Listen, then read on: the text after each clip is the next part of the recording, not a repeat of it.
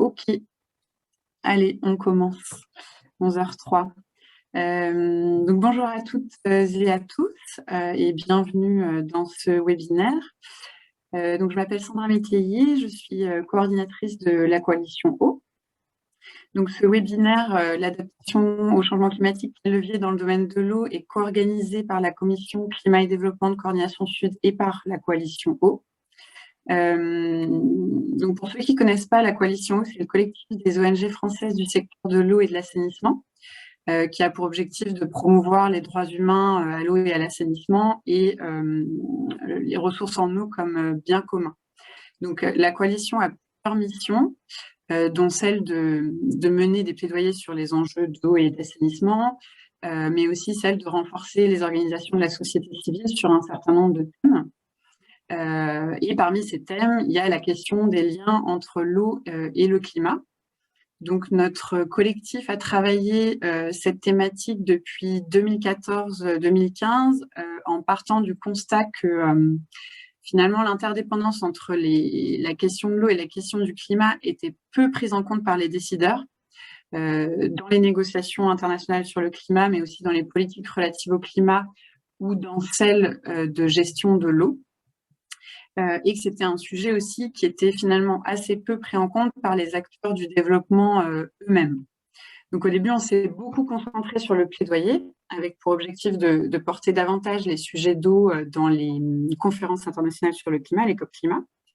Mais aujourd'hui, les ONG membres de la coalition eau font surtout le constat d'un besoin de nous renforcer nous-mêmes, en fait, et de renforcer les capacités des acteurs du développement sur le thème de l'eau et du climat pour en avoir une meilleure compréhension et pour mieux intégrer ces sujets dans les projets opérationnels. Donc le webinaire aujourd'hui s'inscrit dans ce contexte et ses objectifs sont donc d'introduire auprès de vous, participants et participantes, les principaux liens et impacts du changement climatique dans le domaine de l'eau. De vous présenter des pistes d'action, des leviers d'adaptation au changement climatique dans le domaine de l'eau et d'essayer d'illustrer ça également par des retours d'expérience projet terrain. Donc, on a prévu un webinaire en 3 parties. Edith, si tu peux présenter la slide sur le déroulé, merci. Donc, tout d'abord, une partie introductive où on vous présentera globalement le panorama des impacts du changement climatique dans le domaine de l'eau. Donc, ce sera ma collègue Edith Guiochon, qui est chargée de mission à la coalition, qui présentera cette partie.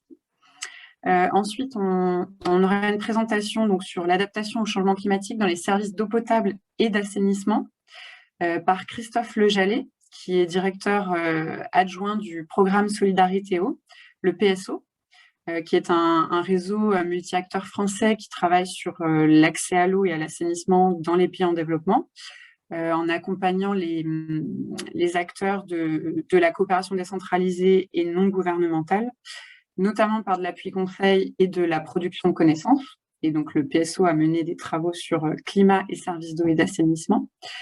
Et puis, on aura une 3e présentation sur l'adaptation au changement climatique par la gestion intégrée de la ressource en eau, par Ahmed Diallo, qui est chef de projet GIR. Alors, GIR, c'est un acronyme qui veut dire Gestion intégrée des ressources en eau. Vous allez en entendre parler dans cette présentation et Ahmed pourra vous présenter la gestion intégrée de la ressource en eau. Donc, il est chef de projet GIR au GRET Sénégal, donc ONG qui travaille sur les enjeux de développement dans différentes thématiques, dont l'eau, l'assainissement et la gestion des ressources naturelles. On a prévu des présentations d'une quinzaine de minutes environ, avec 2 sessions d'échange, l'une après la présentation de Christophe et une autre après celle d'Ahmed. Donc l'idée, c'est vraiment de voir si il y a des questions, bien sûr, de la part des participants et des participantes, mais aussi de voir si vos organisations ont des expériences à partager en la matière. On est vraiment intéressé à essayer de voir comment les uns et les autres ont pu considérer la question du climat dans leurs éventuels projets sur l'eau et l'assainissement. Donc, je vous encourage à utiliser le chat discussion pour éventuellement poser vos questions au fil de l'eau pendant les présentations, et puis je les reprendrai au moment des temps d'échange. Et puis sinon, en fait, à manifester, à vous manifester pour prendre la parole à ce moment-là. Normalement, il est possible de lever la main. Je crois que c'est dans l'outil réaction. Donc voilà, on aura deux petits temps d'échange. Je précise que le webinaire, oui, est enregistré. Donc on pourra voilà, utiliser, diffuser le replay. Donc merci beaucoup pour votre participation. Et donc je donne tout de suite la parole à Edith Guiochon pour une présentation sur les liens entre eau et climat. Bonjour, merci Sandra et bonjour, bonjour tout le monde. Merci pour votre présence à ce webinaire. On a souhaité vous présenter d'abord une première partie un peu introductive sur les liens entre le changement climatique et le secteur de l'eau, pour ensuite pouvoir aller plus concrètement sur les leviers d'action qu'on pourrait identifier pour mieux s'adapter aux effets du changement climatique en général. Donc d'abord, quelques concepts clés de base que vous avez sans doute déjà dans vos esprits, mais histoire de rappeler les choses un petit peu. Donc d'abord, le changement climatique, de quoi on parle? C'est une variation par des modifications de la moyenne et ou de la variabilité de ses propriétés et qui persiste pendant une longue période et généralement pendant plusieurs décennies. L'atténuation, dont on va moins parler aujourd'hui, mais c'est quand même important de le rappeler, c'est la démarche de réduire le niveau mondial d'émissions de gaz à effet de serre. Donc c'est un sujet dont on parle beaucoup en général, et c'est pourquoi on voulait s'attacher davantage à la notion d'adaptation, qui est la démarche d'ajustement au climat actuel ou attendu, et à ses conséquences, de manière à atténuer les effets préjudiciables et à exploiter les effets bénéfiques. Donc ça, ce sont des définitions données par le GIEC. Ensuite, pour commencer, de quoi on parle? De quels impacts on parle du changement climatique pour l'eau? D'abord, les projections climatiques du 5e rapport du GIEC et bientôt du 6e qui va apparaître, qui sera à apparaître en 2022, fournissent déjà de nombreuses indications quant aux risques croissants liés au changement climatique sur le secteur eau. En effet, le changement climatique, il aggrave des problématiques qui sont préexistantes et qui sont liées majoritairement à une mauvaise gestion de la ressource et à des activités humaines. Donc déforestation, agriculture, urbanisation croissante, industrie, etc. Donc le changement climatique vient exacerber des difficultés de disponibilité, d'accessibilité et de qualité des ressources en eau qui sont déjà visibles aujourd'hui. Et notamment la question de l'accès à l'eau, à l'assainissement. Et donc ça conduit à des répercussions sur de plusieurs secteurs, enfin de multiples secteurs, notamment l'agriculture, la sécurité alimentaire, les moyens de subsistance, avec des impacts en termes de pauvreté, de migration, de santé et de préservation des écosystèmes. Donc les conséquences principales du changement climatique pour l'eau, on en a identifié 4 principales, que sont la diminution des précipitations ou des débits des fleuves. Donc là, on parle de stress hydrique. Et en effet, les historiques et les projections climatiques indiquent que dans les zones à risque, les niveaux moyens annuels de précipitations ont tendance à diminuer et les sécheresses à être plus marquées. Donc exacerbant ces risques de stress hydrique. Ensuite, il y a aussi l'augmentation des épisodes, à contrario de fortes pluies et de crues. Et idem, les projections climatiques indiquent que dans certaines parties du globe, la fréquence et ou l'intensité de ces épisodes de pluie violentes vont augmenter, avec des risques d'inondation plus forts. La question de l'augmentation du niveau de la mer aussi, qui existe, avec une fréquence d'événements de marée exceptionnelle et un niveau moyen de la mer qui augmente et qui accroissent les risques de submersion et de salinisation des aquifères côtiers. Et enfin, l'augmentation de la température globale des océans et des cours d'eau, et de la fonte des glaciers, et tout ça est bien sûr interdépendant. Et donc, bien sûr, les pays et les populations les plus vulnérables aujourd'hui sont d'ores et déjà les plus impactés et donc les plus concernés par ces problématiques. Peut-être quelques chiffres pour voir de quoi on parle et dans quelle mesure. Donc déjà, l'eau intervient dans 90% des catastrophes naturelles aujourd'hui. Dans le projet de rapport des experts climat du GIEC pour 2022, quelques chiffres qui ont pu sortir évoquent plus de 400 millions d'habitants qui devront faire face aux pénuries d'eau en cas de hausse des températures de plus de 2 degrés. En termes de risque d'inondation, là, on est dans des pourcentages très élevés. Par exemple, dans le scénario plus 4 degrés, le hausse de risque d'inondation est de 580%. 170% dans le cas d'un plus 2 degrés. Donc ça concerne plus de 73% de la population. Ça, c'est les données, par contre, du rapport 2018 du GIEC. Donc on verra si ces données-là sont actualisées dans le rapport de l'année prochaine. Excusez-moi, je fais rentrer des personnes dans la salle. Pareil, en termes de baisse des eaux souterraines, en cas d'une hausse des températures de plus 1,5 degré, donc qui est plutôt le scénario qui n'est aujourd'hui plus tellement d'actualité, en tout cas un scénario très très optimiste. 20% de la surface terrestre est affectée par une baisse de 10% des eaux souterraines. A contrario, dans le cas d'une hausse des températures de plus de degrés, c'est 2% de la superficie terrestre qui est affectée par une baisse de 70% des ressources en eau souterraine. Donc là, on rentre dans des chiffres plus importants.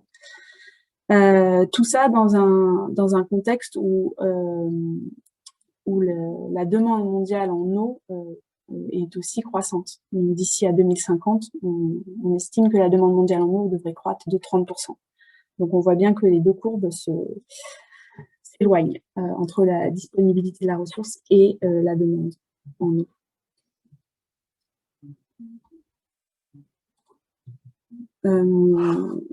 Ensuite, l'idée est d'aller un peu plus loin dans les risques que le changement climatique comporte pour l'homme et la nature en termes d'impact sur l'eau.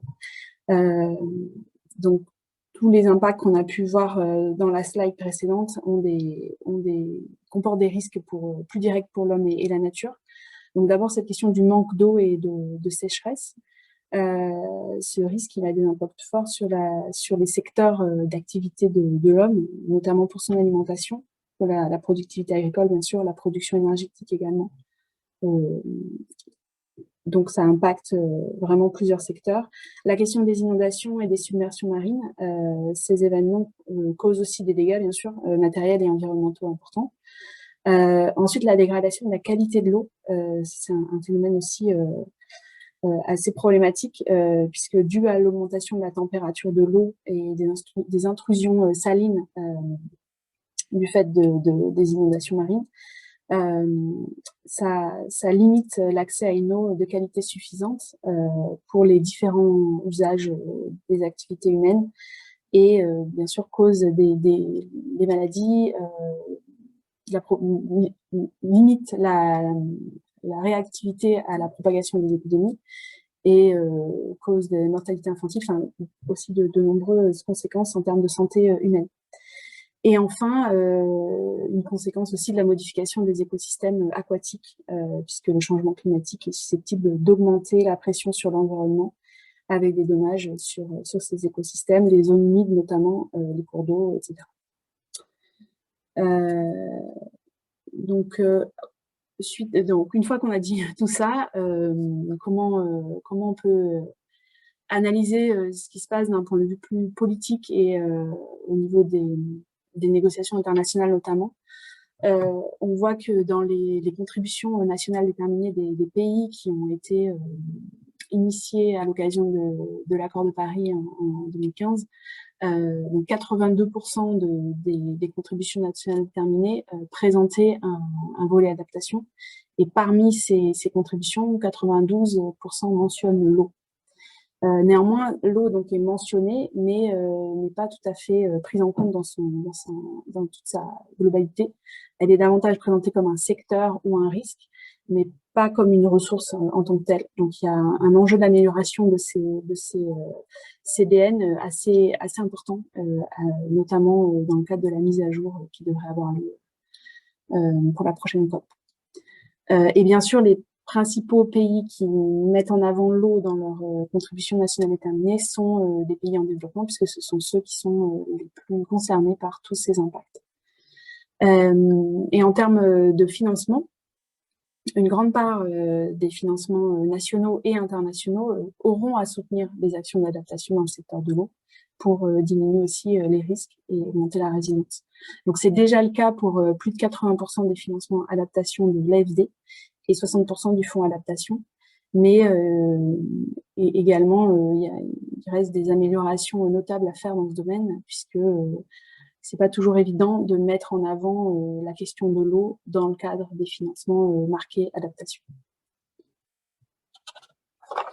Donc, quand on parle d'adaptation dans le domaine de l'eau, on peut identifier 5 grands principes pour aller de l'avant et favoriser cette adaptation dans le milieu de l'eau. Donc d'abord, porter un regard climatique sur les actions de développement. L'un des axes majeurs, un des premiers principes, c'est de mettre en place des actions de développement dans le domaine de l'eau qui soient résilientes au changement climatique et permettent d'anticiper, d'absorber et de s'adapter aux effets actuels ou futurs du changement climatique. Et inversement, la perspective de résilience climatique va améliorer un projet d'accès à l'eau d'assainissement et le rendre plus durable et plus résilient, pertinent dans la durée. Donc les deux s'alimentent. Deuxième grand principe, renforcer la connaissance et les capacités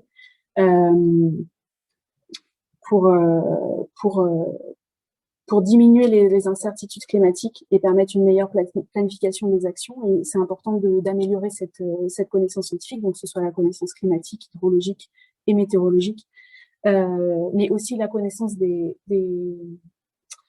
la connaissance sociale des risques potentiels pour les humains. Donc, il s'agit là de disposer d'un maximum d'informations pour adapter l'action et prendre en compte les connaissances locales des populations. Donc là, ça passe justement par la valorisation de ces connaissances locales et du savoir-faire traditionnel lors de l'élaboration des politiques, des plans locaux ou nationaux d'adaptation au changement climatique. Et passe aussi par le renforcement des capacités et des connaissances des parties prenantes. Donc là, on parle des citoyens, des décideurs, des communautés dans leur ensemble. Ça implique s'adapter au changement climatique, signifie aussi renforcer les capacités des acteurs. En sensibilisant, mais aussi en facilitant l'appropriation de ces questions-là, des questions, des problématiques, mais aussi du coup des actions qui peuvent être mises en place pour encourager la participation des acteurs à l'élaboration des politiques en matière de changement climatique.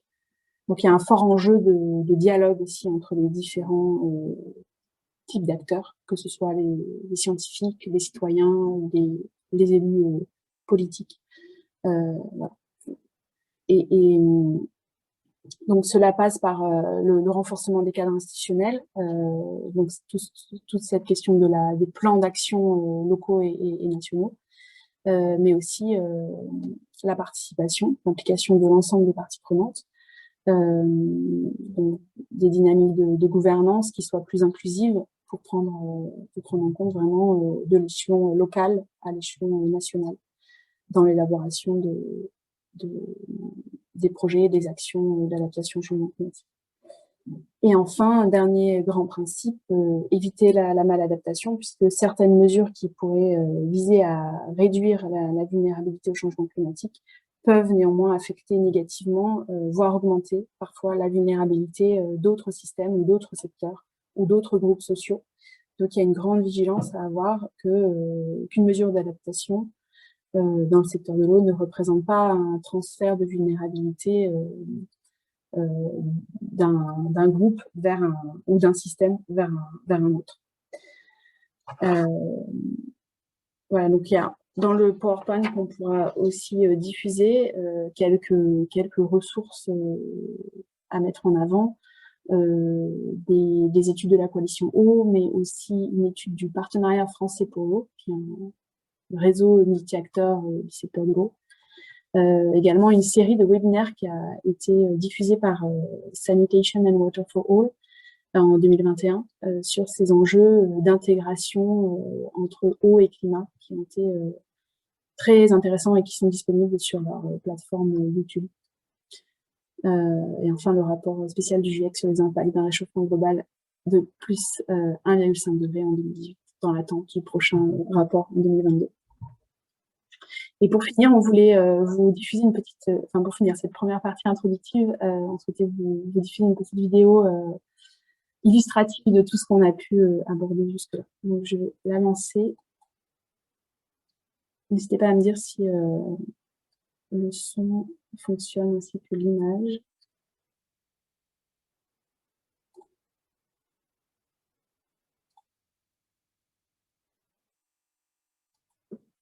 Ça ne fonctionne pas. Alors, non. Voilà.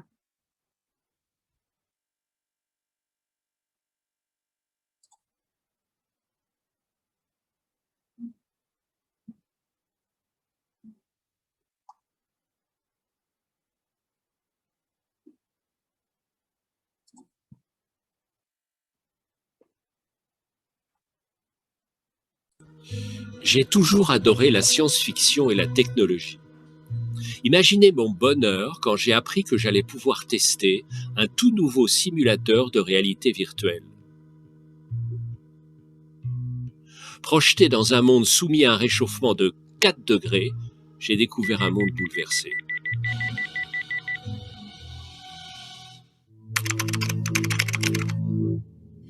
Au début, je me suis retrouvé en plein Paris. Il faisait terriblement chaud et humide. La ville était inondée et semblait comme à l'arrêt. Je pataugeais dans l'eau. Une odeur écœurante d'égout rendait l'air irrespirable.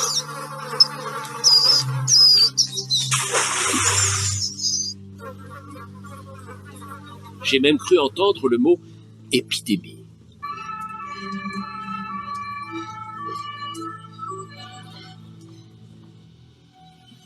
J'ai ensuite basculé sur un autre continent. Un paysan m'a interpellé pour me montrer son champ, où plus rien ne poussait depuis des mois. Le sel marin s'était infiltré dans les terres et avait fini par tout ronger. Les poissons qui peuplaient autrefois les rivières du delta avaient presque tous disparu. Il ne restait pour lui et sa famille qu'une solution, partir. Comme les autres villageois, il semblait résigné à abandonner cette région où tout poussait autrefois en abondance. Démuni face à ce désespoir, j'ai été propulsé sur la côte ouest américaine.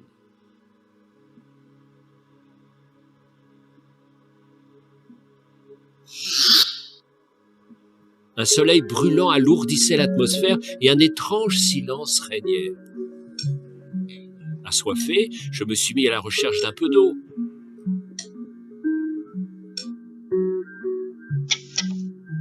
Mais impossible d'en trouver, contrôler. J'ai marché vers cette oasis.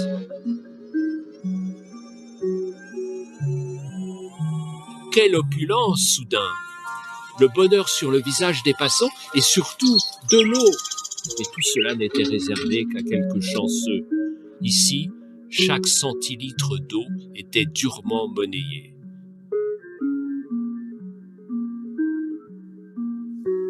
Quel cauchemar! Cette simulation dévoilait une terrible vision de notre futur.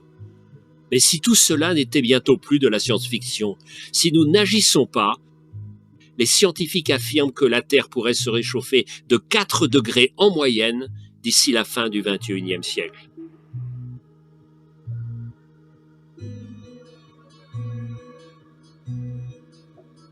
Est-ce vraiment le monde que nous voulons? L'urgence est là. Mais nous pouvons encore agir. Nous devons agir.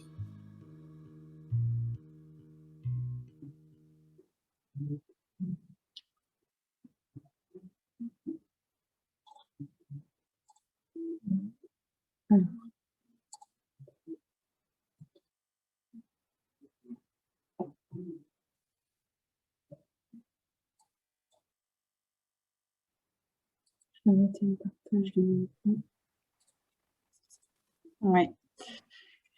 Merci beaucoup pour cette présentation introductive. Donc, on sait que cette vidéo qui a été faite par le partenariat français pour l'eau et à laquelle la coalition a contribué, elle est un petit peu forcément alarmiste, mais voilà, comme l'a présenté Edith, les enjeux sont grands. On propose de passer du coup plutôt à une partie solution. Donc, je vais laisser Christophe peut-être préparer sa présentation, partager son écran. Donc Christophe, comme je le disais tout à l'heure, le directeur adjoint du programme Solidarité Eau, et donc va nous proposer une présentation sur la manière dont les services d'eau potable et d'assainissement sont donc impactés par le changement climatique et les mesures d'adaptation finalement possibles pour prendre en compte ces impacts. Donc Christophe, la parole est à toi. Merci beaucoup Sandra, vous me recevez bien? Oui. Merci. Donc effectivement, bonjour à toutes et à tous. Tu as effectivement bien introduit l'objectif de ce webinaire, Sandra, en essayant de se dire comment aussi on peut réfléchir à mieux intégrer cette question du changement climatique dans les actions plus opérationnelles. Alors, je vais essayer de vous donner quelques éléments sur ça. Donc, Edith, tu as bien introduit aussi toute cette problématique, des impacts qu'il y a. Et effectivement, la réflexion, c'est de se dire maintenant comment aussi faire face à ces impacts. Alors, un petit point aussi introductif, c'est souvent on pense changement climatique, on voit bien ces impacts qu'il peut avoir sur la ressource en eau. Souvent, on oublie ou on ne pense pas aux impacts qu'il y a directement sur les services d'eau et d'assainissement. Et c'est effectivement ces éléments que je vais essayer de partager avec vous. Alors, donc, Edith a bien présenté effectivement les principaux effets du changement climatique, les principaux aléas liés au changement climatique. Alors, je vais juste les rappeler et aussi, en fait, vous introduire ces petits pictogrammes que je vais utiliser tout au long de ma présentation. Donc, effectivement, dans les aléas liés au changement climatique, on a effectivement des évolutions tendancielles du climat avec une montée du niveau des mers et des océans, une plus grande variabilité des régimes pluviométriques saisonniers qu'on perçoit assez nettement, notamment en Afrique subsaharienne et la région du Sahel, et aussi une hausse des températures moyennes, donc qui vient d'être illustrée d'ailleurs par le petit film que l'on a vu.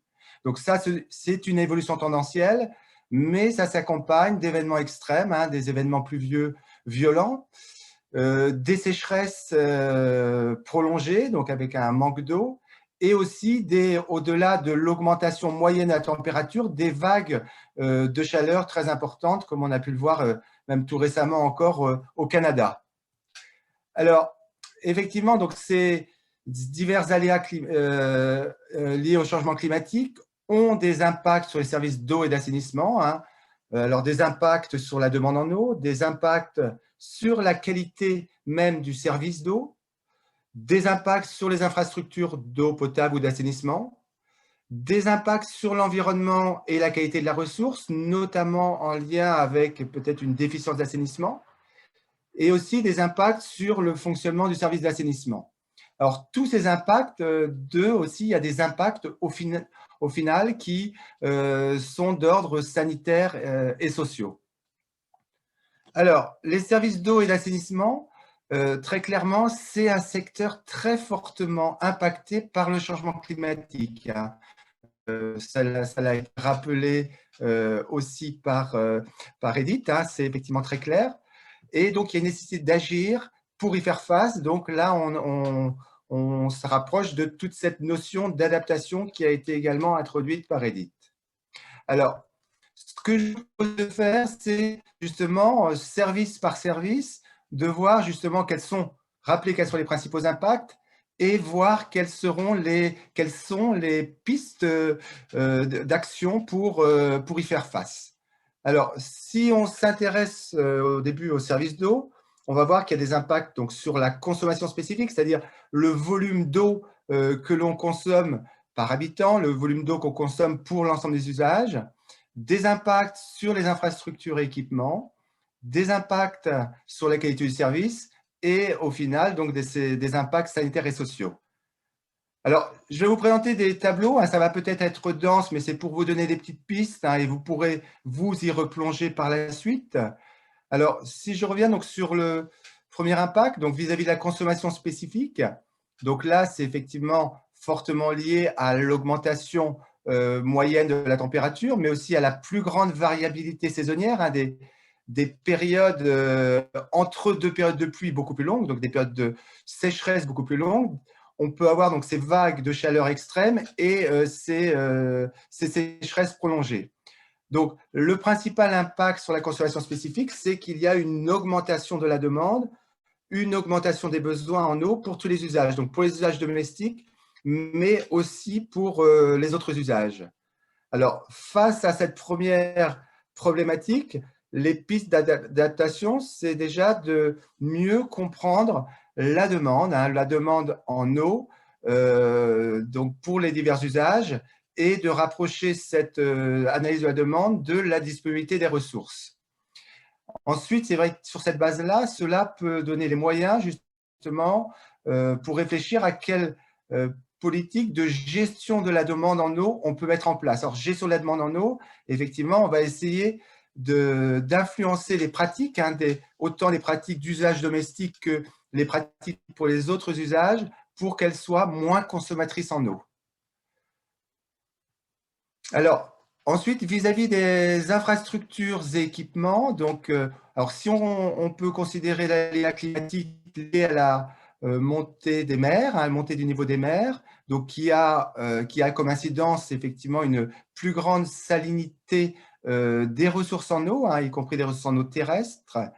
Et au final, ben, cette plus grande salinité peut poser de gros problèmes de corrosion des infrastructures. On peut avoir effectivement des PMH ou autres systèmes plus complexes d'approvisionnement en eau qui peut très rapidement être dégradé en raison du sel, de la salinité présente dans l'eau.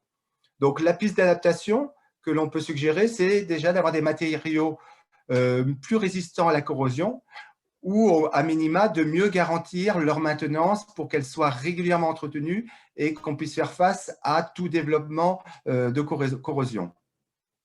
Alors, toujours vis-à-vis des infrastructures, mais là, si on considère plus la question d'élévation de température, et notamment des vagues de grande chaleur, ou aussi ces périodes donc, de plus grande sécheresse, on a des risques de fragilisation des installations d'approvisionnement en eau, qui peuvent être dus à une surutilisation des équipements hein, pour répondre aux fortes demandes. Donc, on a plus de demandes en eau, donc on essaie de les faire fonctionner peut-être plus que ce pour quoi ils étaient prévus.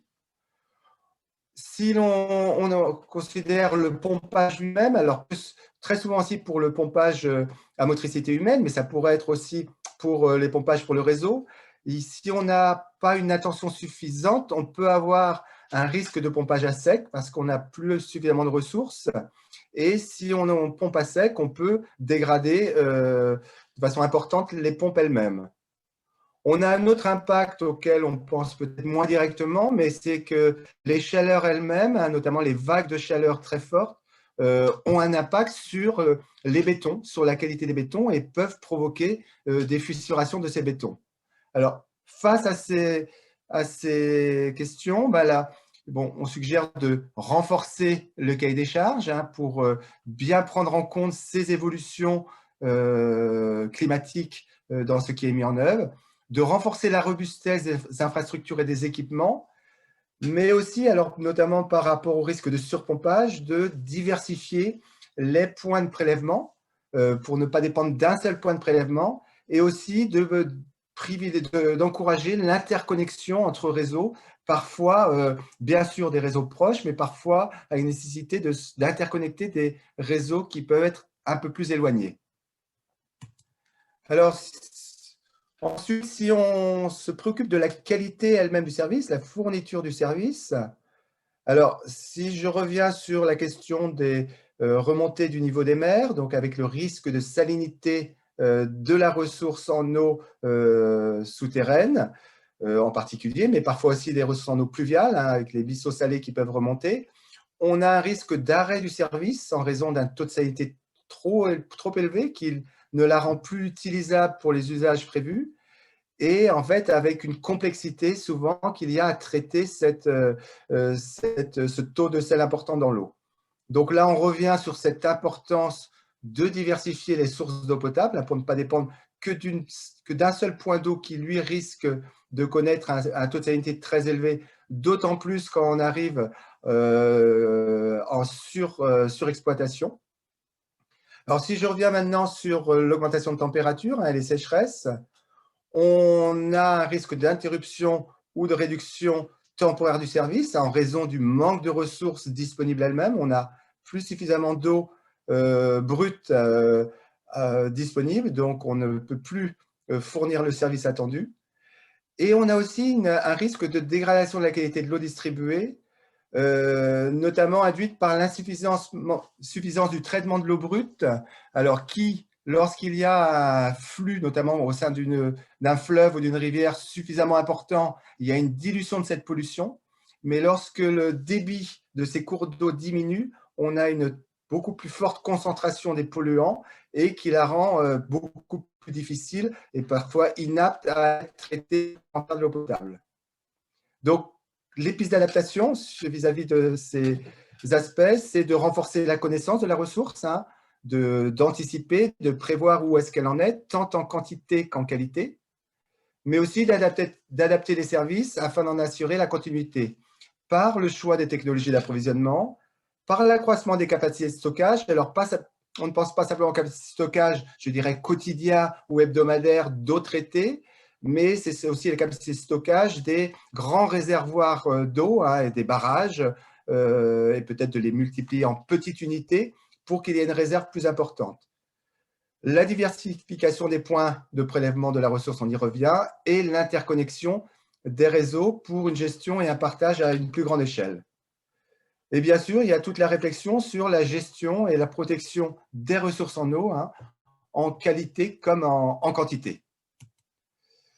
Toujours vis-à-vis de la qualité du service, mais là, je vais m'intéresser à un aléa climatique dont on a moins parlé jusque-là, c'est celui qui est lié aux épisodes pluvieux très intenses, hein, qui provoquent des inondations. Donc, les impacts principaux sont liés à l'interruption même du service, dû au fait que les infrastructures peuvent être endommagées par l'inondation. On peut avoir aussi un problème d'accessibilité aux points d'eau, hein. Parfois, on a des points d'eau traditionnels ou même des points d'eau qui peuvent être des bancs de fontaines, mais qui ne sont plus accessibles pour une part de la population en raison de l'inondation. Ils ne peuvent plus aller jusqu'à ce point d'eau. Et on a fortement aussi un risque de dégradation de la qualité de l'eau distribuée. Alors, on a vu tout à l'heure, en cas de sécheresse, il y a ce risque dû à une moindre dilution des eaux usées, même si elles sont traitées. Là, c'est plutôt qu'il y a un risque de pollution des ressources en eau par le lessivage même des sols, hein, qui contiennent de nombreux contaminants, mais aussi la submersion des ouvrages d'assainissement, et notamment des fosses septiques, hein, des fosses de latrines, qui sont inondées et dont le contenu est dilué dans l'eau ambiante.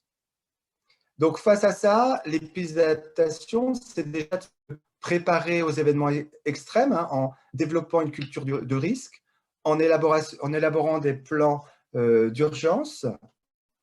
C'est aussi développer des systèmes d'alerte, d'assurer un suivi de la qualité de l'eau et de mettre en œuvre les traitements adaptés, hein. Donc, c'est de se dire des traitements qui semblaient suffisants dans des conditions normales ne le sont plus dans de telles situations, donc il faut l'anticiper. Et il faut systématiser aussi les plans d'évaluation des risques climatiques en recensant tout particulièrement les usagers les plus vulnérables. Alors, au final, donc, il y a des impacts sanitaires et sociaux, hein, notamment, si je reviens sur la problématique de l'augmentation des températures et des sécheresses, avec une multiplication des conflits d'usage, Une amplification des phénomènes migratoires, on se trouve dans des zones effectivement où il n'y a plus assez de ressources, on migre ailleurs, où il n'y a plus assez de ressources en eau pour l'agriculture familiale, on est obligé effectivement de migrer. On peut aussi avoir une pénibilité accrue des corvées de puisage, on l'a vu notamment quand il y a une plus grande sécheresse, il faut parfois aller plus loin où le prélèvement est plus difficile. Et au final, on a aussi, lié à la dégradation de la qualité, une augmentation des maladies diarrhéiques. Donc, les pistes d'adaptation sont clairement donc, de mieux articuler les modalités de gestion et de développement du service d'eau avec les processus de gestion de la ressource en eau, en ayant cette réflexion sur les usages multiples de l'eau, et aussi de maintenir, alors ce qui est clé, de maintenir en toutes circonstances la priorité d'accessibilité et d'abordabilité pour tous du service d'eau, même dans ces situations les plus difficiles. Voilà pour l'eau. Alors, je vais passer assez rapidement aussi sur l'assainissement, qui est aussi clé et auquel on est très attentif de notre côté. Donc, vis-à-vis de l'assainissement, il y a principalement des impacts sur le fonctionnement du service qui, au final, ont des impacts sur l'environnement et des impacts sanitaires et sociaux.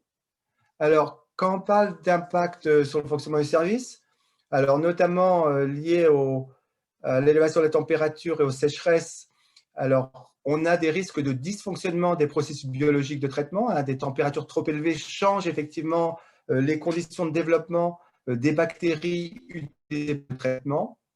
Et on a aussi un risque accru de dégradation des infrastructures et équipements, notamment dû à la production d'hydrogène sulfuré.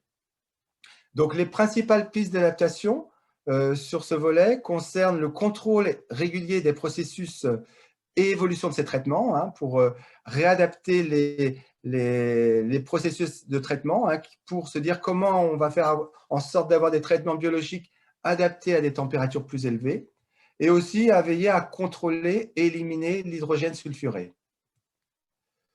Alors, si on considère maintenant les épisodes pluvieux très intenses, alors un des dommages les plus courants que l'on rencontre, c'est la destruction des latrines. Alors, si on a des latrines construites en méthode traditionnelle, lorsqu'il y a une inondation, elle peut être complètement détruite. On peut avoir le service de vidange lui-même qui est très perturbé parce que les routes ne sont plus accessibles en cas d'inondation. On peut avoir aussi des risques liés à des pannes par submersion des pompes de relevage, lorsqu'on a des réseaux ou des stations de traitement, et des dysfonctionnements du processus de traitement, là, qui seraient liés au fait qu'on a une beaucoup plus grande quantité d'eau à traiter parce qu'on a une surcharge hydraulique, toutes les eaux pluviales, en grande partie, allant dans le réseau d'égout. Donc, les pistes d'adaptation, c'est déjà par rapport à la problématique des latrines, d'avoir des latrines dont la base au moins est en matériaux résistants à l'érosion. Tout simplement, on pourrait avoir des parpaings de ciment. Et vis-à-vis des autres problèmes, notamment de submersion des pompes, c'est d'assurer d'avoir une production électrique autonome s'il y a une coupure d'électricité et que toutes les installations équipements électromécaniques soient bien au niveau du niveau probable ou à risque d'inondation. Alors, les impacts, je l'ai dit, sont au final d'ordre environnemental ainsi que socio-sanitaire. Sur le plan environnemental, le grand risque qu'il y a, c'est en période d'élévation de température d'avoir des rejets moins bien traités et donc une moindre dilution des polluants, ce qui entraîne une dégradation de la qualité des ressources en eau, donc notamment pour la consommation, mais aussi vis-à-vis des écosystèmes et de la biodiversité. Donc très clairement, là, la piste d'adaptation, c'est d'améliorer, alors c'est facile à dire, mais d'améliorer la capacité de traitement des eaux usées avant le rejet dans le milieu naturel, vu qu'il y a moins de dilution, donc il faut produire des eaux usées de meilleure qualité. En cas de très important, on a une augmentation des rejets sans traitement dans le milieu naturel, notamment, on l'a évoqué tout à l'heure, du fait de la pénétration des eaux pluviales dans le réseau d'eau usée, donc qui provoque des débordements d'eau usée, mais aussi une saturation des systèmes de traitement, et l'inondation des fosses de toilettes qui de fait, se trouve alors diluée dans toutes les eaux qui s'écoulent sur la voirie.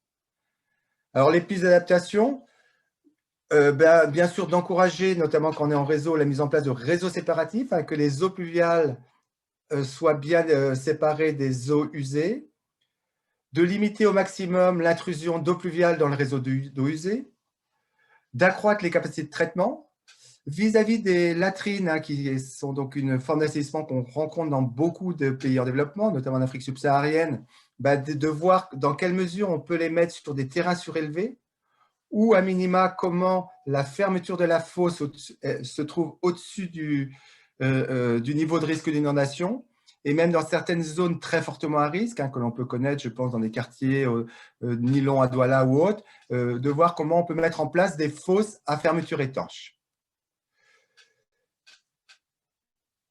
Sur le plan sanitaire et social, le principal risque donc, en cas d'inondation, sur le plan assainissement, c'est on ne peut plus accéder aux équipements sanitaires, soit parce qu'ils ont été détruits, soit parce qu'ils sont inutilisables, on n'a plus de toilettes.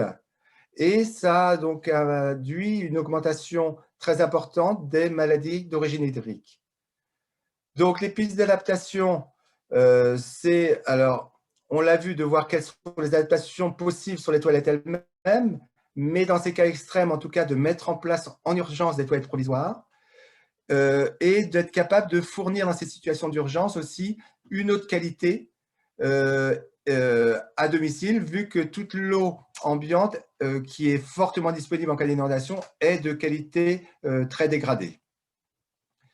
Et juste un petit clin d'œil, c'est bien sûr beaucoup d'eau potable, d'assainissement, mais on a vu qu'une des grosses problématiques qui se posent, notamment en cas d'inondation, c'est la gestion des eaux pluviales. Donc effectivement, là, il y a effectivement toute une attention bien spécifique à avoir, et notamment pour préserver les habitations et les équipements, et qui visera notamment à considérer toutes les mesures que l'on peut envisager en termes de réduction de l'ampleur d'inondation, de limiter l'urbanisation des zones à risque permanent et bien sûr de réduire les risques pour les biens et les personnes lors d'événements pluvieux, notamment par rapport en s'appuyant sur tous les systèmes d'alerte. Voilà, donc ce petit slide résume juste un petit peu les grandes pistes d'action que l'on peut mettre en œuvre pour les services d'eau et d'assainissement. Et comme l'a mentionné Edith, donc là, on met beaucoup l'accent sur l'adaptation parce qu'effectivement, il y a beaucoup à faire. Le secteur de l'eau et de l'assainissement est un secteur plus impacté par le changement climatique qu'il ne l'impacte. Mais bien sûr, des mesures d'atténuation sont aussi à considérer, que ce soit par rapport au choix énergétique. On peut effectivement, pour utiliser des énergies non fossiles, l'optimisation même des systèmes pour qu'ils soient moins consommateurs en énergie. Et vis-à-vis de l'assainissement, on doit aussi considérer que les eaux usées peuvent être des gros émetteurs de gaz à effet de serre, soit par le processus de traitement qu'on choisit, donc il faut bien choisir son processus de traitement pour veiller à ce qu'il n'émet pas trop de gaz à effet de serre, mais soit aussi l'absence de traitement peut, dans certains cas, être émettrice de gaz à effet de serre. Donc c'est dense, tous ces éléments, mais c'est pour vous donner un petit peu toutes les pistes à considérer vis-à-vis des services d'eau et d'assainissement.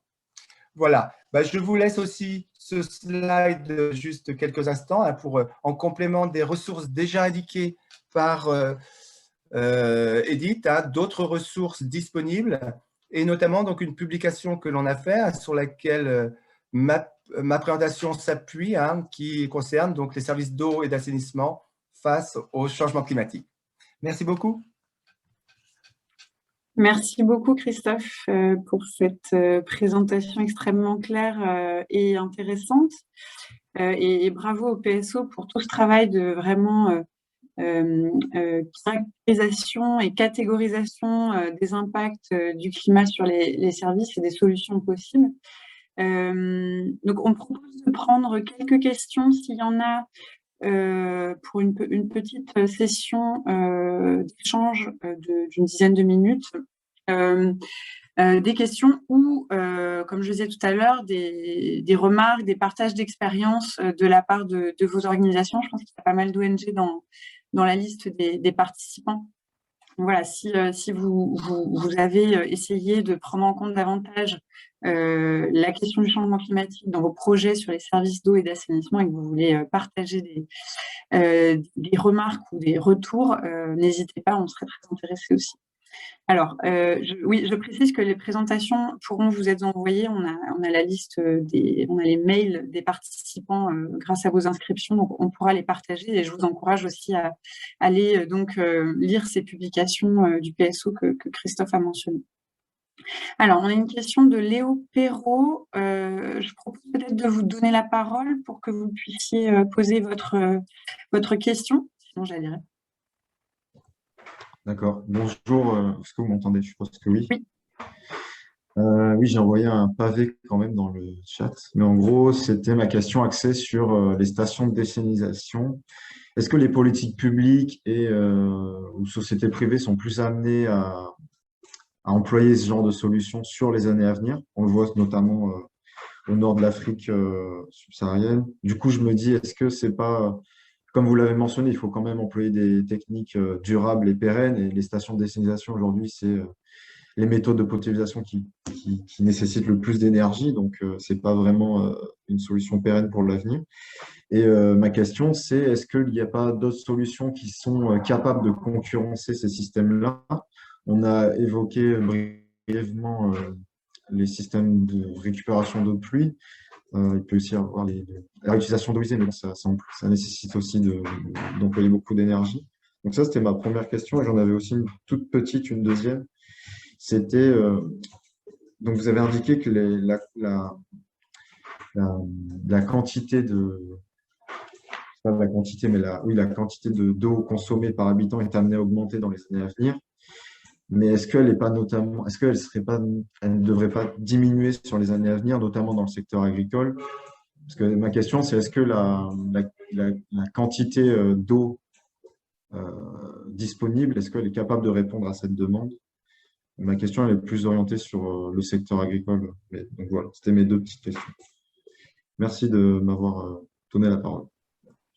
Merci pour ces questions. Est-ce qu'il y a d'autres questions? Comme je disais tout à l'heure, vous pouvez lever la main grâce au bouton réaction ou inscrire dans le chat. Je ne vois pas d'autres questions. Donc, Christophe, est-ce que tu as des éléments de réponse par rapport à ces remarques et questionnements de Léo? Merci Léo pour ces questions. Alors, effectivement, la question de la salinisation des ressources en eau est une réelle problématique. C'est vrai que c'est une ressource plus complexe à utiliser. Donc, dans la majorité des cas, c'est pour ça qu'on dit bien diversifions les formes, les ressources en eau, ne dépendons pas que d'un seul point d'eau qui, lui, peut subir la désalinisation. Quand je parlais justement de salinité, je ne parlais même pas d'eau de mer, je parle vraiment de la ressource en eau terrestre qui devient salée. Alors, les options qu'il y a face à ça, effectivement, c'est de se dire déjà toute la question peut-être des transferts d'eau, alors qui peuvent être aussi très coûteux, mais qui sont aussi des formes qui se développent. Dans le Sine Saloum au Sénégal, effectivement, c'est l'option qui a été principalement retenue. Parfois, on peut aussi avoir des transferts d'eau sur des distances beaucoup moins grandes. Alors, je dirais que la première étape, ça va être effectivement de voir quelle est la ressource disponible la plus proche et la plus facile à utiliser, on peut mobiliser. Donc, effectivement, avant d'aller vers la désalinisation, voyons quelles sont les options possibles. Alors, c'est vrai que parfois, on peut se retrouver dans des contextes, effectivement, où on a vraiment du mal à trouver une ressource en eau qui ne soit pas riche en sel. Alors, quand je parle de sel aussi, donc là, bien sûr, il y a toute la salinisation liée aux zones mer, mais on pourrait voir que dans d'autres régions très éloignées de la mer, la surexploitation même des nappes amène à une plus grande salinité de l'eau, donc qui pose aussi de nombreux problèmes, mais aussi qui est un indicateur qu'on est peut-être allé trop loin en consommation. Donc là, effectivement, d'aller d'emblée vers de la désalinisation, il faut être très prudent. Il y a des zones où, naturellement, le contexte, on a une ressource en eau salée, pour lesquelles, effectivement, on commence à voir des unités de traitement de désalinisation solaire, donc moins énergivores. Alors, ça reste sur des petites échelles, mais ce n'est pas à exclure. Mais en tout cas, effectivement, et ça rejoint peut-être ta deuxième question, Léo, il faudra beaucoup travailler sur la gestion de la demande et effectivement bien s'adapter, de se dire on a moins de ressources disponibles, comment effectivement on a une utilisation plus rationnelle de l'eau. Alors, sur cette deuxième question, alors, ce que je mentionnais surtout, c'est lorsqu'on a un phénomène d'extrême chaleur, de plus grande chaleur, naturellement, le besoin en eau va être accru. Même si on a une démarche globalement économe en eau, on aura des besoins accrus en eau lorsqu'il y aura une plus forte chaleur. Pour les usages, on aura besoin de boire plus, les usages alimentaires. Donc, l'ensemble des usages, et on le sait que c'est en France, ça se pose aussi, on essaie de mettre en place des restrictions, mais avec le minimum vital nécessaire quand il y a de très hautes chaleurs. Donc, il y a une pratique très spécifique sur ces grandes vagues de chaleur. Après, il y a plus globalement, on sait qu'on a une diminution de la ressource en eau disponible. Donc, comment on a vraiment un travail sur, je dirais, en amont, sur la gestion de la demande en eau pour essayer effectivement d'avoir un usage beaucoup plus rationnel, beaucoup plus économe. Et effectivement, l'agriculture, on le sait que c'est effectivement un consommateur souvent de 70 à 80% de la ressource en eau. Donc, effectivement, il y a beaucoup à faire aussi côté agriculture. Merci Christophe. Est-ce que Edith, tu peux rajouter des éléments de réponse en complément? Peut-être très rapidement sur la deuxième question, plus liée sur les liens entre eau et agriculture. En effet, je rejoins Christophe dans son analyse et peut-être juste pour compléter, dire que c'est vrai que le secteur agricole donc, est actuellement un gros consommateur de ressources en eau sur les cultures actuellement produites. L'enjeu, il est important et c'est vrai que sur cette question des politiques publiques dans le milieu agricole, on voit aussi que, alors c'est peut-être au niveau plus européen que je vais répondre, mais que les discussions autour de la PAC ne permettent peut-être pas encore d'aller aussi loin qu'on le voudrait sur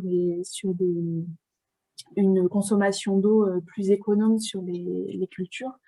Il y a encore beaucoup la solution de l'irrigation est encore beaucoup portée, en tout cas au niveau politique, même si il y a des dynamiques qui se mettent en place et des solutions moins consommatrices d'eau pour avoir une agriculture aussi peut-être plus résiliente et plus diversifiée. Enfin, il y a beaucoup de choses à faire sur cette réflexion au niveau de l'agriculture. Et il y a toute cette réflexion sur la priorisation des usages aussi, entre la consommation humaine, la consommation agricole, la consommation industrielle en eau. Donc ça, c'est des débats qui devront avoir lieu à un moment ou un autre, même si on voit qu'aujourd'hui, ça peine un peu à éclore au niveau des politiques qui sont décidées. Mais du coup, je trouve que ça fait un lien assez intéressant avec la question de la gestion intégrée des ressources en eau, puisque finalement, c'est aussi ça, Ahmed en parlera mieux que moi, mais c'est aussi ça, comment on arrive à concilier différents usages dans un contexte peut-être de raréfaction de la ressource. Donc, je trouve que ça fait un lien assez intéressant vers la deuxième partie sur cette question de gouvernance et de gestion intégrée de la ressource. C'est les autres secteurs. On va aborder la dimension gestion de la ressource en eau tout de suite avec Ahmed. Alors, juste avant, je vois qu'on a une main levée de la part de Timothée Zungrana. Donc, si vous voulez poser votre question, si ça porte sur la dimension service d'eau et d'assainissement, on vous écoute. Oui, très rapidement. En fait, ma question, c'est surtout sur... alors, parce que là, dans ce que j'ai compris, il y a globalement une tendance à l'augmentation des besoins en eau, en fait, au niveau des bénéficiaires. Et je sais que je travaille en bureau d'études où, dans le dimensionnement, par exemple, des bassins d'orage, on avait tendance à mettre un facteur de majoration, on va dire, du débit qu'on trouvait à la fin. Alors, moi, ma question, c'est quand je reviens un peu dans le contexte maintenant humanitaire, solidarité comme Wash Advisor, on a des standards qu'on applique sur les besoins en eau, parfois les standards SPEC qui disent qu'il faut tel nombre de litres d'eau par personne et par jour. Alors, ma question c'est dans quelle mesure en fait ces standards doivent être révisés, puisque dans tous les cas, on aura une tendance plutôt à la hausse. Est-ce qu'on peut aujourd'hui parler d'un pourcentage de majoration Est-ce qu'on a des données qui nous permettent, par exemple, de majorer en fait les besoins que jusque-là qui sont aujourd'hui, on va dire, caducs, quoi. Merci pour cette question. Christophe? Alors, sur cette question, effectivement, sur tous les standards, en fait, et l'autre point, c'est la question des références que l'on a. Effectivement, ce qui change avec la situation actuelle, avec ce changement climatique, c'est qu'on travaille dans un contexte de beaucoup plus grande incertitude. Là, je parle en termes de disponibilité de la ressource, de période de renouvellement des ressources en eau, hein, c'est-à-dire quand est-ce que la saison des pluies va revenir. On voit qu'il y a ces périodes qui peuvent être de plus en plus longues. Donc, sur ce volet-là, on constate qu'on a une beaucoup plus grande incertitude. En termes de suivi de la consommation spécifique, je dirais qu'il n'y a pas de grandes évolutions. Là, on maîtrise assez bien, effectivement. On sait, je pense que les standards qui sont posés, qui sont classiquement utilisés, hein, que ce soit par l'OMS ou par de nombreux acteurs de développement, restent toujours valables. Il est certain que lorsqu'on fait face à le moment où on fait, non seulement, je ne parle pas seulement de l'augmentation moyenne de la température, mais on fait face à une vague de chaleur très importante, hein, lorsqu'on s'est trouvé à plus de 49 degrés donc, dans l'ouest du Canada. C'est certain que ces journées-là, on encourage les gens, et les gens ont besoin d'une consommation en eau plus importante. Mais je dirais, pour le moment, à ma connaissance, il n'y a pas de changement radical en ce qui concerne les standards relatifs à la consommation spécifique. Vraiment, la plus grande incertitude, elle, est beaucoup plus de gérer ces périodes sans pluie et gérer l'ampleur des périodes où il y a une pluie très brutale. Et c'est sur ça que toutes les références qu'on avait, y compris même en France, on avait des références, on disait, voilà ce qui peut arriver. On sait que maintenant, ce n'est plus du tout approprié. C'est vraiment ça ce qu'apporte vraiment le changement climatique, c'est le contexte d'incertitude face auquel on doit quand même prendre des décisions, mais je pense que Ahmed pourra justement revenir aussi sur toutes ces questions. Merci Christophe. Je vous propose donc de passer justement à cette partie qui porte plus là sur la question de la ressource en eau. Donc je vais inviter Ahmed à partager sa présentation. Donc Ahmed est chef de projet GIR au GRET Sénégal. Il va donc nous proposer une présentation sur la gestion intégrée des ressources en eau comme moyen d'adaptation au changement climatique, en prenant pour illustration l'expérience du GRET et la démarche engagée en fait par le GRET dans les Niayes au Sénégal. Et on reprendra aussi une série de questions à l'issue de sa présentation. À toi, Ahmed. Merci beaucoup, Sandra. Merci beaucoup. Bonjour à tous. C'est un plaisir, en tout cas, de venir présenter notre approche, notamment la GIR, la gestion intégrée des ressources en eau, dans le cadre de ce webinaire sur le climat, qui est un enjeu de portée mondiale. Moi, ma présentation va être axée sur la GIR, en fait, dans quelle mesure, en tout cas, la GIR pourra aider à s'adapter, en tout cas, au changement climatique. Et en termes d'abord, je vais me présenter. Moi, c'est Ahmed Diallo, comme il l'a dit. Je travaille au GRET Sénégal, surtout pour le volet GIR. Nous menons une expérience pilote sur la gestion intégrée des ressources en eau au Sénégal, en appuyant notamment l'État du Sénégal à opérationnaliser la GIR à l'échelle locale. C'est surtout là la zone des Niayes, sur le littoral nord du Sénégal. Donc ma présentation va être axée sur ces 4 points. D'abord, nous allons vous présenter un peu notre démarche, la démarche GIR qu'on a adoptée au Sénégal en accompagnant l'État du Sénégal à opérationnaliser la GIR au Sénégal. Ensuite, on présentera aussi des exemples concrets qu'on a mis en place pour participer à l'adaptation au changement climatique. Et nous parlerons également de l'évolution de la ressource en eau et de ses usages dans la zone où nous intervenons. Et enfin, nous présenterons en tout cas en quoi peut-être l'agir aujourd'hui pour répondre aux enjeux du changement climatique. Peut-être pour commencer, c'est important peut-être de rappeler un peu l'agir très rapidement. Donc la gestion intégrée des ressources en eau, c'est sortir un peu des approches sectorielles, hein, parce qu'avant on avait tendance à gérer l'assainissement à côté, l'eau potable à côté et les autres ressources également à côté, les autres secteurs. Maintenant, c'est de sortir un peu de cette approche-là et de faire une approche holistique qui prend en compte l'ensemble des thématiques. Mais en partant aussi des principes également de l'agir, hein, notamment le principe 1, parce que l'eau aussi est une ressource fragile et qu'il faut aussi protéger.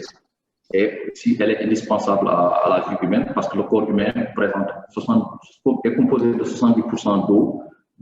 Donc, il y a aussi la mise en valeur des ressources en eau, notamment la participation au niveau local, la question aussi de la subsidiarité. Il y a aussi le rôle des femmes, comment aussi les femmes également à participer à la processus de prise de décision. Et enfin, l'eau est une valeur économique et qu'il faut aussi mettre en valeur.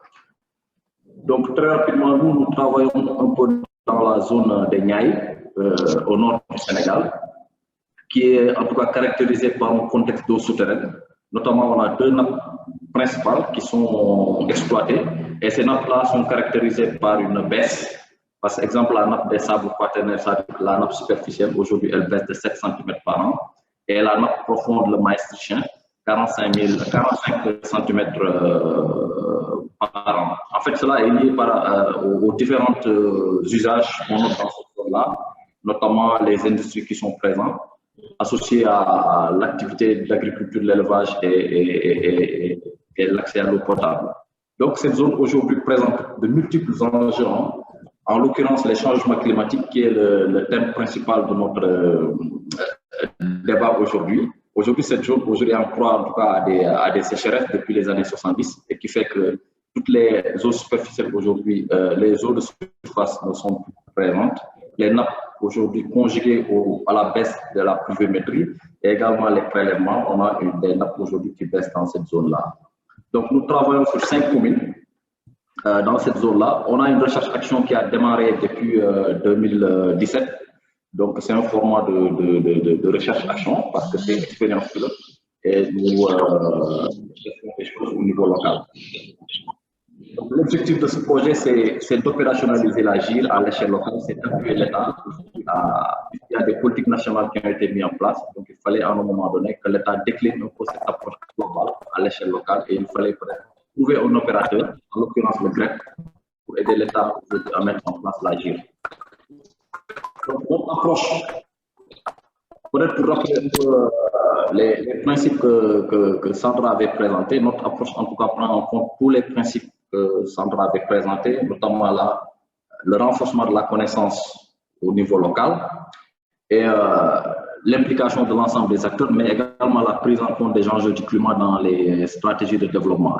Et on a une approche aujourd'hui ascendante parce qu'on construit la base en mettant en place des structures locales aujourd'hui qui travaillent sur le diagnostic du territoire et en partant également sur l'existant et en mettant en place ce qu'on appelle un peu une planification locale pour mettre en place ce qu'on appelle une GIR. Et cela passe également par une inclusion de l'ensemble des acteurs. Aujourd'hui, on a une plateforme locale de l'eau qui est mise en place, qui regroupe à la fois des usagers et des services techniques.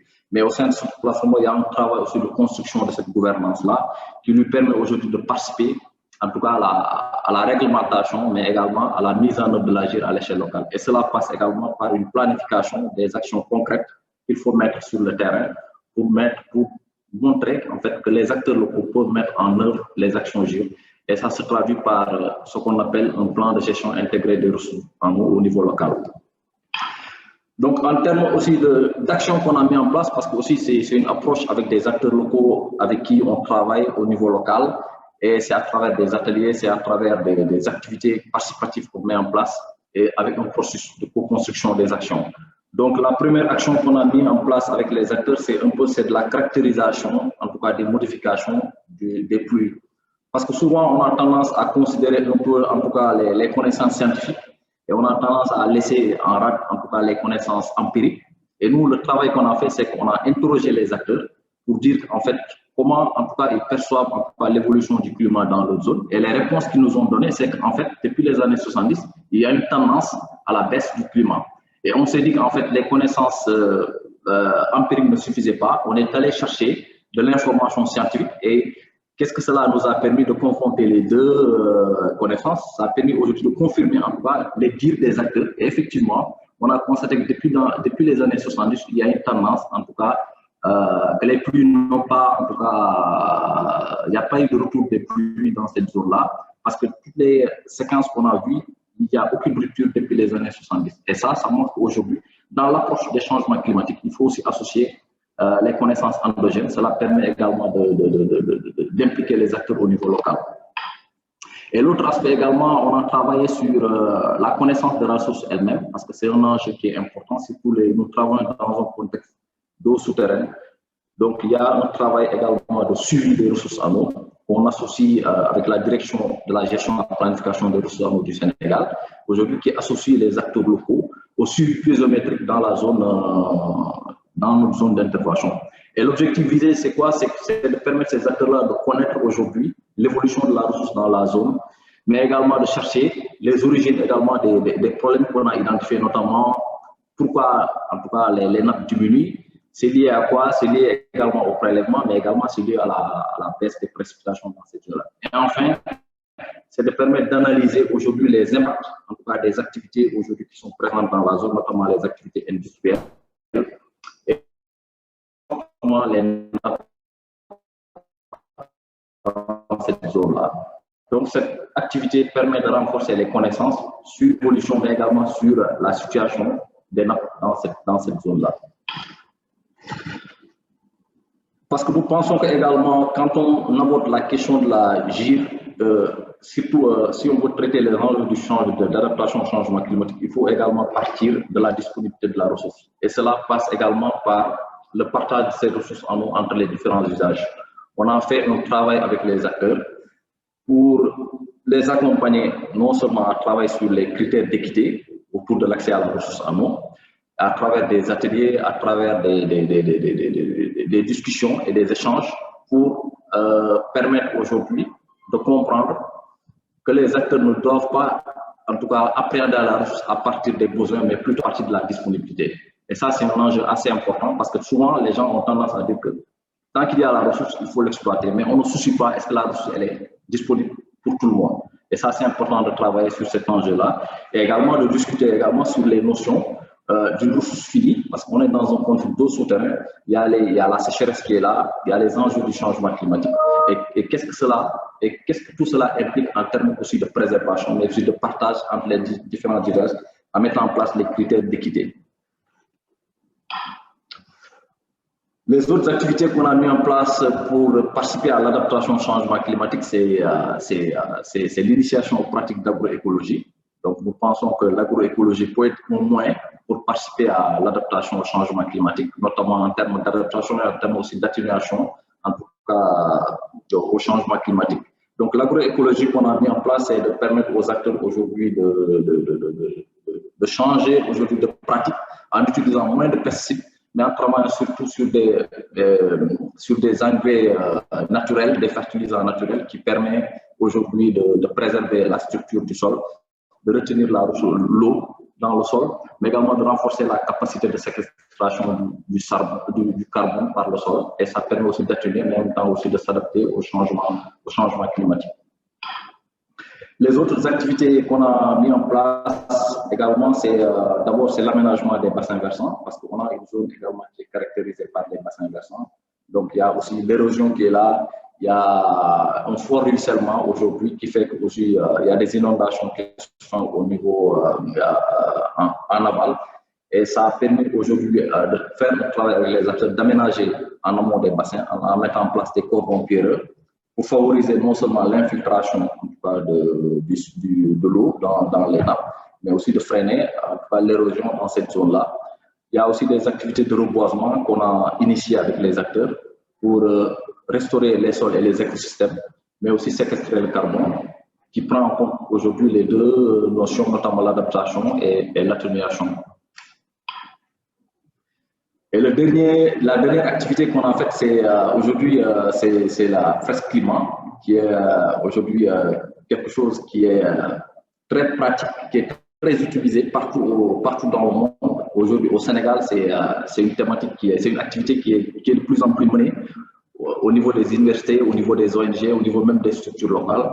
Et nous, on a eu en tout cas à le pratiquer avec les acteurs locaux pour les sensibiliser sur les enjeux du climat, notamment les causes à effet en lien avec les différentes thématiques aujourd'hui qui sont utilisées dans la fresque du climat. Donc, c'est une activité qui a beaucoup intéressé les acteurs et nous pensons que ça va être répliqué partout aujourd'hui au niveau local dans nos zones d'intervention.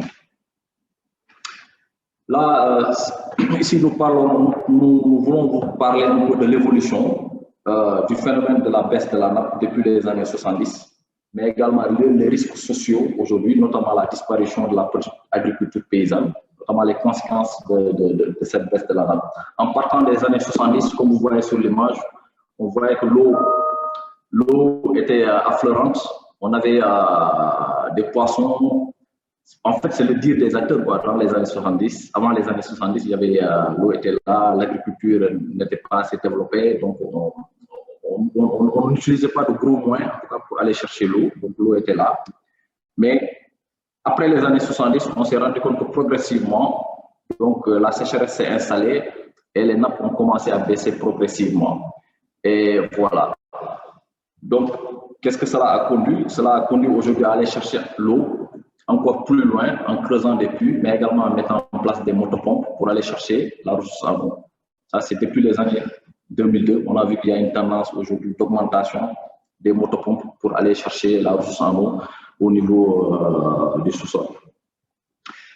Et qu'est-ce qu'on a constaté? En plus, on cherche l'eau et la nappe aussi baisse, conjuguée aussi au phénomène du changement climatique. Et ce qu'on constate, c'est que les poissons qui étaient là ont disparu. Les agriculteurs qui étaient là également laissent la place aux industriels qui ont plus de moyens, qui creusent plus en profondeur pour aller chercher la ressource en eau. Et cette tendance continue. Et la conséquence, c'est quoi? C'est que la nappe aussi baisse de plus en plus. Donc, les petits agriculteurs qui étaient là aujourd'hui ont disparu. Ils laissent la place aux agro-industriels aujourd'hui qui s'installent. Et à côté, on a les industriels aujourd'hui. Seuls eux qui ont les moyens, qui utilisent aujourd'hui la ressource en eau dans cette zone-là. Nous constatons qu'aujourd'hui, c'est une situation qui va se produire dans les années à venir dans la zone des Niayes. Et c'est un problème aujourd'hui. Nous travaillons pour la conscientisation des acteurs. Nous travaillons avec l'État pour que cette problématique-là soit prise en compte dès maintenant.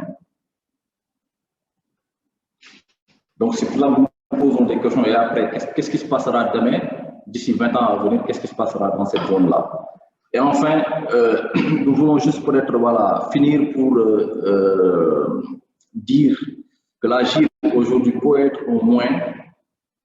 en tout cas une solution pour répondre aux problèmes liés à l'adaptation au changement climatique. Pourquoi? Parce que le climat, pour nous, c'est un bien commun mondial, donc comme la ressource en eau, donc il faut préserver. Donc, il faut également associer tout le monde à travers une approche d'une gouvernance démocratique, parce que c'est important, parce que la problématique du climat, ça ne touche pas seulement le niveau mondial, mais aussi c'est à des échelles également. Même l'échelle la plus petite des acteurs sont touchés par la problématique du climat.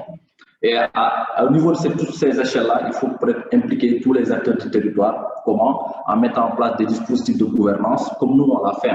On a mis en place des plateformes locales de l'eau aujourd'hui qui travaillent sur le choix en tout cas de leur développement, mais également ils font une réflexion prospective. Qu'est-ce qui sera demain? Quel choix, quel modèle de développement ils veulent pour leur territoire d'ici 20 ans, 30 ans à venir? Donc ça, c'est des questions aujourd'hui que les acteurs locaux doivent porter pour prendre en charge les problématiques de leur territoire. Ensuite, définir vraiment, planifier et opérationnaliser des stratégies d'adaptation, parce que pour nous, la planification locale, c'est un outil important pour mettre en œuvre des activités concrètes et apporter des réponses face au changement du climat, Mais cela aussi n'est pas seulement d'ordre aussi technique, parce qu'il faut aussi associer la gouvernance, ce qui fait que les aspects techniques aussi seront complétés par les aspects de gouvernance pour mettre en place des stratégies aujourd'hui qui permettent de prendre en compte non seulement les aspects techniques, mais aussi la question de la gouvernance sur le climat et toutes les ressources connexes. Et enfin, il faut vraiment définir des stratégies aujourd'hui qui doivent être opposables pour qu'elles se déclinent dans les politiques sectorielles et enfin qu'elles soient respectées et prises en compte par l'ensemble des secteurs.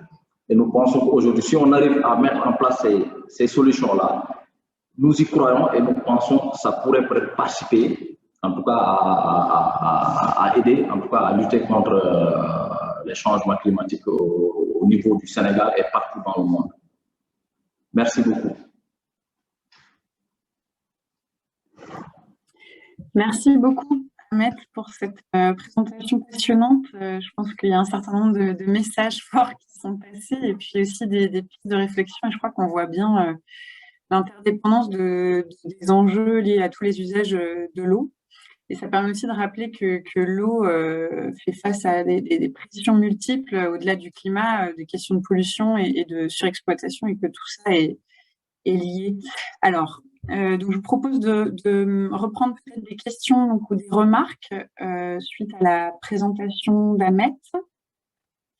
Comme tout à l'heure, je vous invite à lever la main.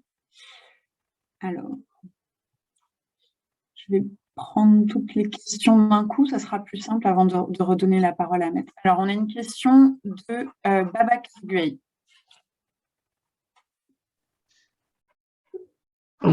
Ouais, bonjour, merci beaucoup. Hein. Donc, vous m'entendez? Oui. Voilà, merci. Donc, peut-être moi, je ne vais peut-être pas poser une question, mais apporter un complément par rapport à ce que Ahmed vient de présenter. En fait, pour revenir un peu sur les articulations qui seront possibles, parce que quand on parle de l'agir, souvent on parle de bassins versants, donc qui sont des territoires plus vastes où la ressource a tendance à s'écouler, donc par bassin versant. Et je pense que par rapport à ce que Ahmed vient de présenter, il faut comprendre également que cette approche de l'agir local, en fait, en perspective, elle cherchera également à aller vers une approche plus vaste, en fait, en prenant en compte le bassin versant. Mais cette approche bottom-up va permettre également d'apporter une certaine appropriation par les acteurs qui sont les plus concernés, c'est-à-dire les intervenants également sur cette ressource-là, pour aller vers quelque chose de plus global, donc qui va intégrer un peu comme peut-être il n'a pas dit dans sa présentation, mais le Sénégal il est subdivisé en sous-UGP, 28 sous-UGP et des unités de gestion et de planification, donc, et des unités de gestion et de planification, les UGP, donc qui sont des bassins qui sont plus vastes. Donc, je pense que l'idée aussi, c'est à partir de la base, à partir des territoires, essayer de créer une articulation qui ira au-delà pour qu'on ait, par exemple, une gestion plus globale qui prendra en compte tous les aspects et qui va intégrer également les politiques publiques. Mais de cette manière-là, cette approche de l'agir local permettra aux acteurs eux-mêmes de se l'approprier, de se dire que voilà, la question là, elle nous préoccupe pour pouvoir un peu consolider tout cela et arriver à quelque chose de plus global, quoi. Donc, et on est accompagné sur cela avec aussi la DGPRE, qui est le partenaire, la direction de gestion et de planification des ressources en eau, qui est partenaire du GRED dans ce projet-là. Et l'idée qu'on a, c'est vraiment en perspective d'arriver à quelque chose de plus global en mettant en place après par la suite des collèges qui vont regrouper les acteurs qui sont au niveau local, aller jusqu'au UGP. Donc voilà un peu ce que je voulais ajouter et dire aussi que on constate que la GIR peut être le fil conducteur pour, de façon globale, même de la gestion intégrée des ressources.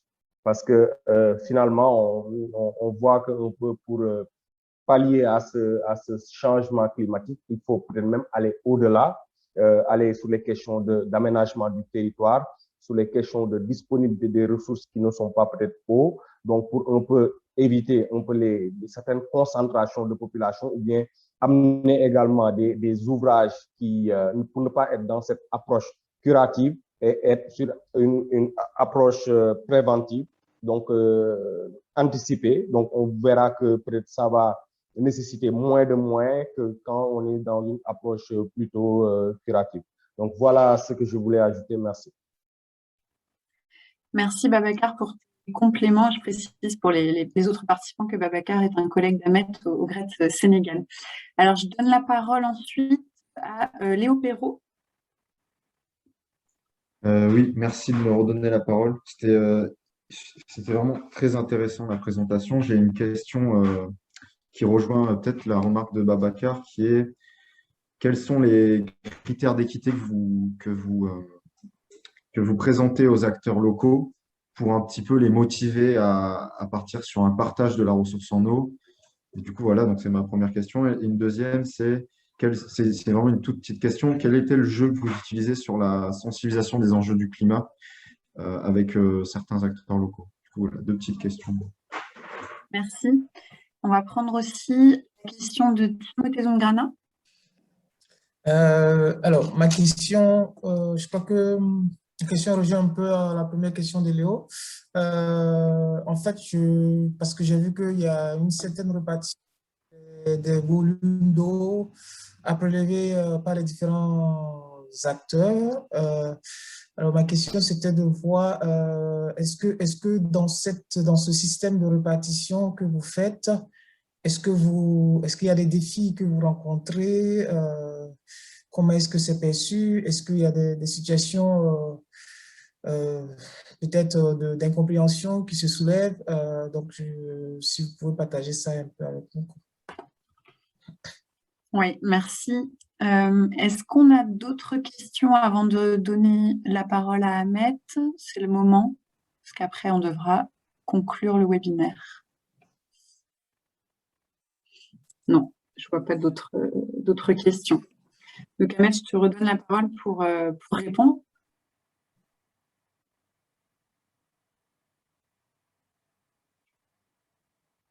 Il faut que tu réactives ton micro, voilà, c'est bon. Alors, vous m'entendez?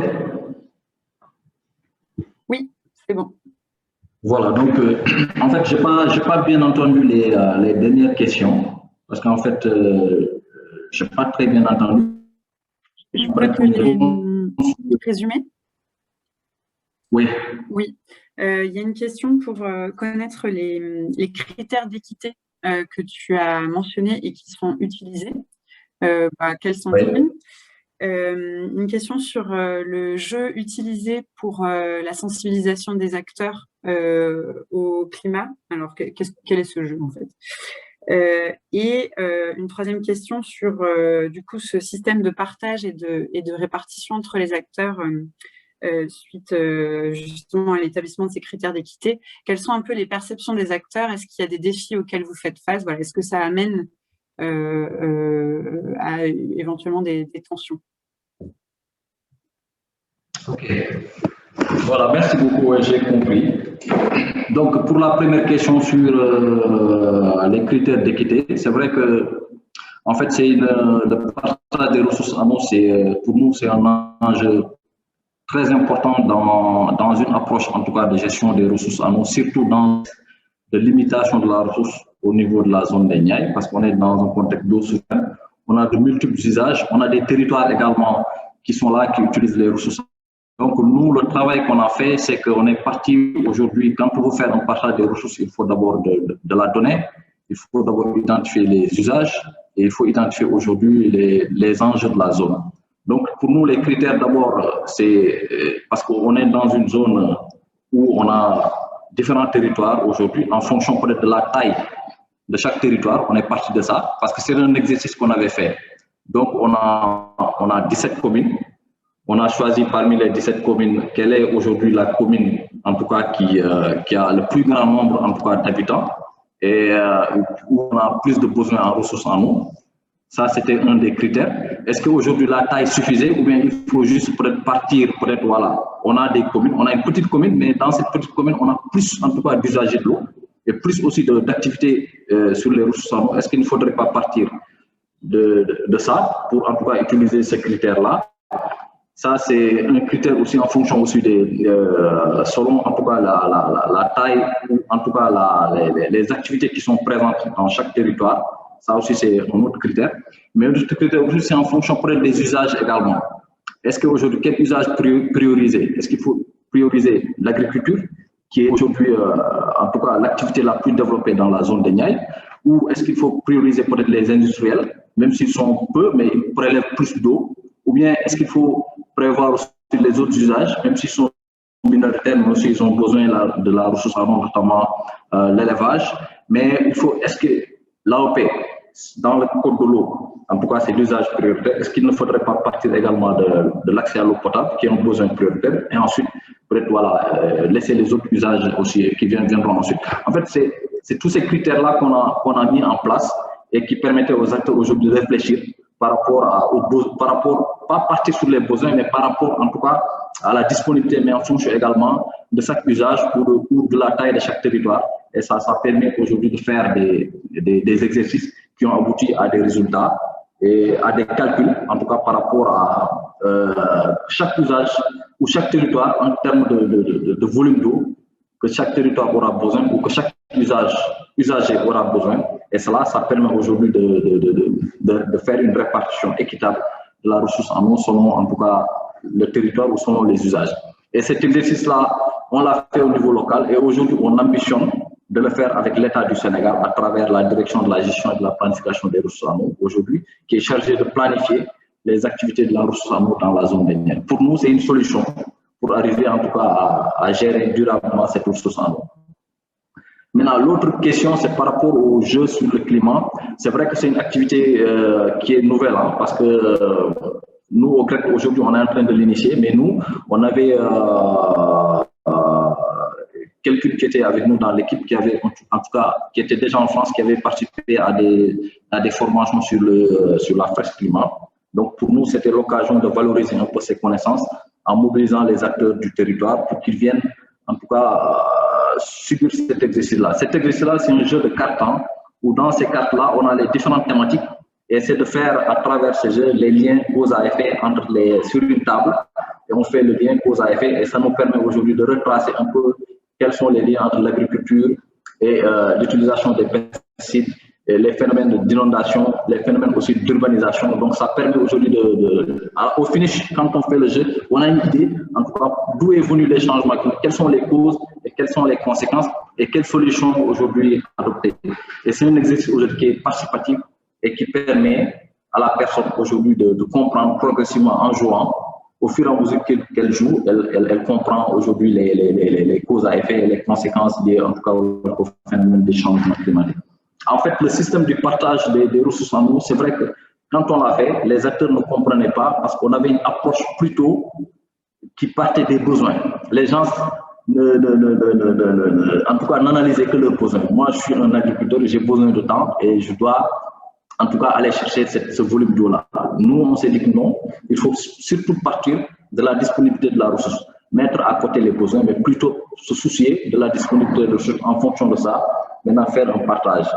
Et c'est assez difficile parce que on est dans un contexte aussi de compétition, on est dans un contexte où il n'y a pas de coopération entre les usagers, chacun en fonction de ses moyens va chercher la ressource en eau et on a des défiances quand même. Et même l'État lui-même aujourd'hui a des difficultés à prendre cette approche-là parce que pour elle, c'est une approche quand même qui va être très compliquée. Il faut des données, il faut assez de connaissances des zones, des territoires pour pouvoir en tout cas dire aux gens, voilà les critères qu'on a mis en place, est-ce qu'il faut les accepter ou pas? Et ça, c'est un processus quand même qu'il faut, en tout cas, progressivement mettre en place, sensibiliser, travailler avec les acteurs pour arriver, en tout cas, à mettre en place, en tout cas, ce partage-là. Au début, c'était juste un jeu qu'on a mis en place pour faire des simulations, pour sensibiliser les acteurs, mais nous comptons, dans les prochaines années, en tout cas, opérationnaliser ce partage-là. Et là, peut-être là, on verra réellement les défiances par rapport aux usages, par rapport au territoire. Je ne sais pas si j'ai répondu. Merci beaucoup, Ahmed, pour tes réponses. On comprend qu'il y a un certain nombre de défis que le processus doit aussi relever. Alors, on arrive au terme de notre webinaire, donc on va clôturer ici. J'espère qu'il vous aura apporté des clés de compréhension sur les enjeux eau et climat et sur les réponses possibles pour éventuellement alimenter vos propres actions.